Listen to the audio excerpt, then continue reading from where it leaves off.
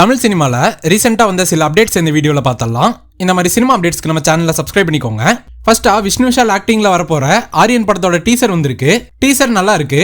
ராட்சசன் மாதிரியே ஒரு இன்ட்ரெஸ்டிங்கான சைக்கோ த்ரில்லர் படமாக இருக்க வாய்ப்பு இருக்கு.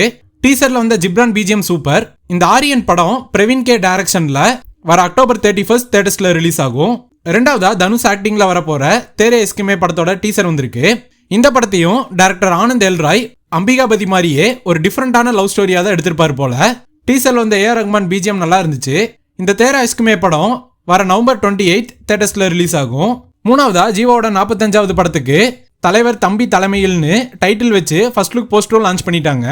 மலையாளத்துல ஃபேமிலி படத்தை டைரக்ட் பண்ண நிதிஷ் சஹாதேவ் டைரக்ஷன்ல தல்லுமாலா, பிரேமலு இந்த மாதிரி படங்களுக்கு மியூசிக் பண்ண விஷ்ணு விஜய் மியூசிக் பண்ண போறாரு.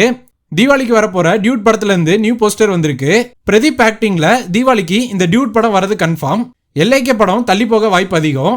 இது கூடவே ரெட்டத்தலை, பாகுபலி தி எபிக், மார்க், ரெக்கை முளைத்தேன், கருப்பர் நகரம், காந்தாரா சாப்டர் 1 இந்த மாதிரி படங்கள்ல இருந்து ஆயுத பூஜை ஸ்பெஷல் போஸ்டர் வந்திருக்கு.